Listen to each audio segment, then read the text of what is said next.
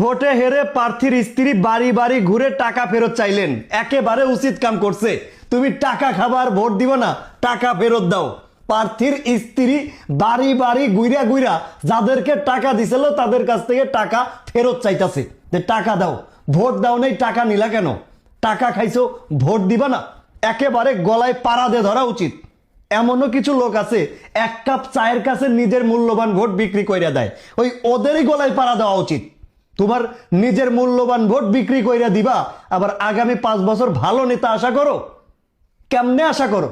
এক কাপ চার কাছে নিজের ভোট বিক্রি কইরা দিয়ে কও যে রাস্তা করলা না।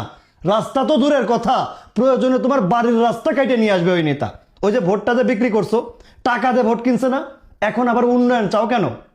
না না, নট অনলি ভারত, এটা যদিও ঘটনাটা ইন্ডিয়াতে ঘটেছে, এই বাংলাদেশেও কিন্তু এরকম ধরনের ঘটনা অসংখ্য ঘটতেছে ভাই। টাকা দিয়ে ভোট কেনে, তো টাকা দিয়ে যদি ভোট কিনে সে প্রতিনিধি হয়, সে কার কি ছিড়বে? কার কি ছিড়বে? খাবেই তো সবকিছু লুটপাট কইরা।